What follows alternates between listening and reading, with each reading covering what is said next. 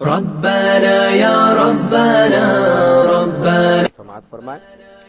دیکھیں، جب انسان پر غسل فرض ہو جاتا ہے تو سب سے پہلے تو یہ یاد رکھیں کہ غسل کے 3 فرائض ہوتے ہیں۔ ایک کلی کرنا،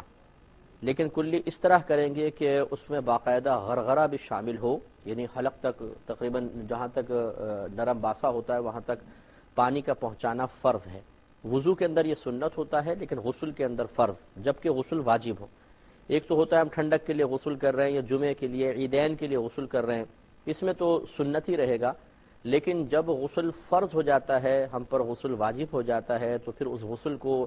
جو حالت جنابت طاری ہوتی ہے اس کو اتارنے کے لیے 3 فرائض پورے کرنا بہت ضروری ہے، جن میں سے پہلا ہے کلی کرنا، اور کلی کے اندر غرغرہ شامل ہوگا۔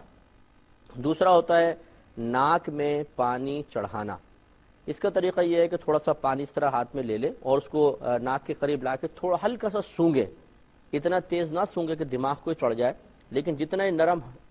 ناک کی ہڈی ہوتی ہے، یعنی جہاں نرم حصہ پھر سخت ہڈی شروع ہو جاتی ہے، اس نرم حصے تک تقریباً سونگ کے اس کو اوپر چڑھانا ہوگا، کیونکہ نبی کریم صلی اللہ علیہ وسلم نے اس کے لیے استنشاق کا لفظ استعمال فرمایا ہے، اور استنشاق کا مطلب ہی یہ ہوتا ہے کہ کسی چیز کو سانس کے ذریعے یا سونگ کر اوپر کی طرف چڑھانا، تو اس لیے استنشاق ضروری ہوگا۔ تو ناک میں پانی چڑھانا، یعنی یہ یہاں نرم ہڈی تک، یہ دوسرا فرض ہوتا ہے۔ اور تیسرا فرض ہے سر کے بالوں سے لے کر پاؤں کے ناخن تک ایک ایک بال پر سے پانی کا بہانا، یہ ضروری ہے۔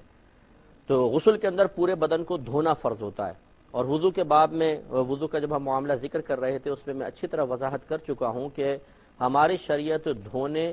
اور مسح کرنے کے مفہوم کو علیحدہ علیحدہ پیش کرتی ہے۔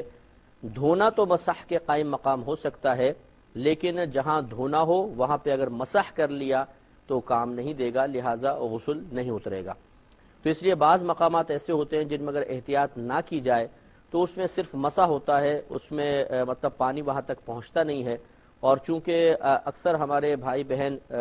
ناواقف ہوتے ہیں مسائل سے، تو وہ پانی بہانے کے باوجود، بظاہر جسم گیلا کرنے کے باوجود باتھ روم سے ناپاک ہی باہر آتے ہیں، اور اس کے بعد آپ کو پتہ ہے کہ پھر نمازوں کا پرابلم ہوگا، نمازی بھی انسان، اس کی نمازیں قبول نہیں ہوں گی، نمازیں ادا ہی نہیں ہوں گی، اور اسی طرح گھر میں جو حالت جنابت میں رحمت کے فرشتے نہیں آتے ہیں تو وہ بھی ایک معاملہ رہے گا کہ اللہ کے رحمت کے فرشتے نہیں آئیں گے، تو بے برکتی گھر میں پیدا ہوتی ہے۔